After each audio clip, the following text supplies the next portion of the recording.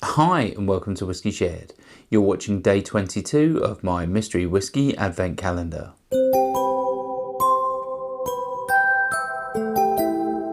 I'm Toby and you're watching Whiskey Shared. Welcome to day 22 of my mystery whiskey advent calendar. If you've seen this before and you know it works, then you can just skip straight forward to the tasting. Otherwise, the way this works is I have over 150 samples in my sample collection and my wife has picked 24 at random. She'll put one a day into a blue Glen glass and I'll nose it, I'll taste it, I'll tell you if I like it and I'll have a stab at what I think it is. Should we find out what I'm drinking? On to the whiskey. If you'd like to play along with me and find out what's in my glass when I do, then just keep watching. Otherwise, take a look in the description now for a sneak peek. Let's start with the nose. Okay, so this is immediately quite fruity. Get like cherries. A little bit prickly on the nose, sort of ABV wise. I think it's probably high 40s, early 50s at this stage. There's a slightly sort of herbal note in there. I'm getting some white sugar.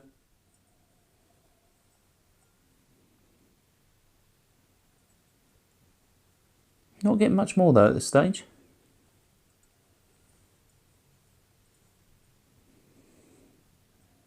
There's a hint of like salt or brine. There's like a brininess.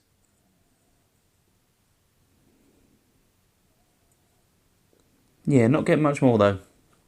Let's move on to the palate.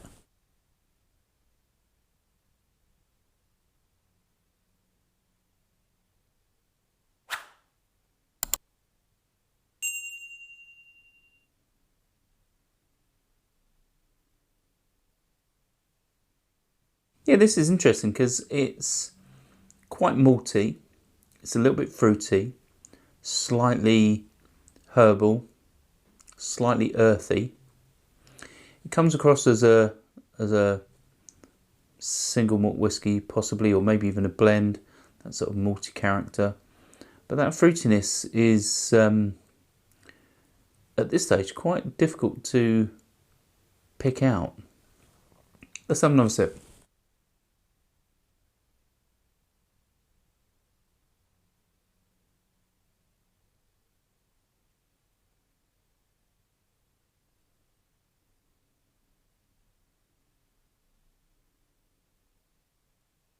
Yeah, it's interesting this. ABV wise, I would say it's no more than 46. There's a really nice malted barley character with this. Sort of moving on to like an sort of oatcakes vibe. It's quite fruity, like black currants. But I can't really pinpoint. I can't really pinpoint if this is from like a wine or a sherry or something like that, because I'm not getting much in the way of fruit flavours. The fruit that's coming across is quite subdued, and that malty note is what comes to the fore. Let's have one final sip.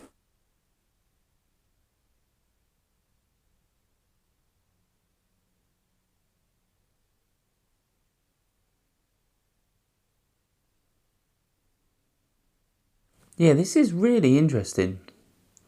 That malty character is what is dominant. There is a fruitiness. It's not very strong. It doesn't come across as well defined, or doesn't instantly remind me of a particular fruit like wine or sherry. Possibly it's a fortified wine, but it's not overly sweet. I'm leaning towards potentially a port, but yeah, it really is difficult to pinpoint. This doesn't seem overly familiar in terms of its profile, but I possibly would say This is a single malt. I think I'm going to lean towards Scotch whisky, Highland Scotch whisky possibly, and non-age statement. Shall we find out what's in my glass? Right, so it's the Glen Moray Elgin Classic. It's 40% ABV, and it was sent to me by Simon The Whisky Novice. So another Glen Moray that I didn't necessarily pick out. Obviously, I think Glen Moray is a Highland whisky. I don't know if the Elgin Classic has any wine or sherry maturation in there, but as far as I'm aware, it's a single malt.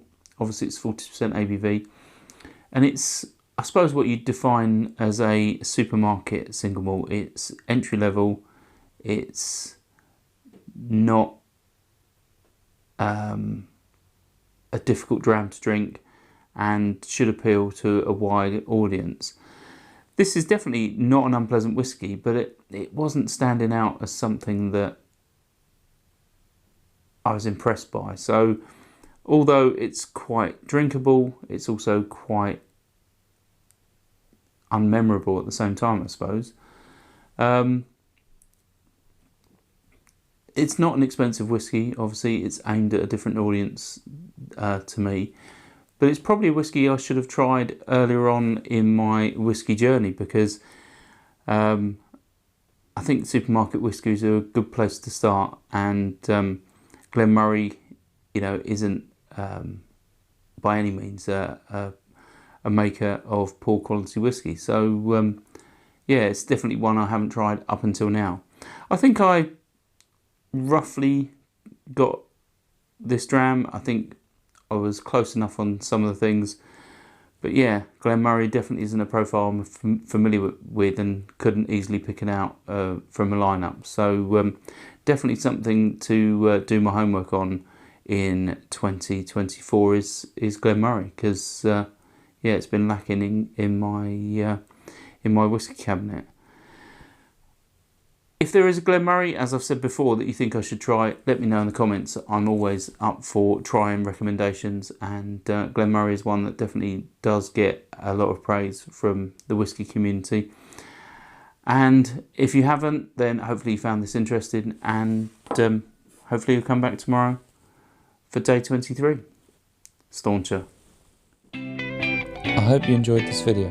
If you did, why not give it a like or a comment? And please consider subscribing for more videos like this.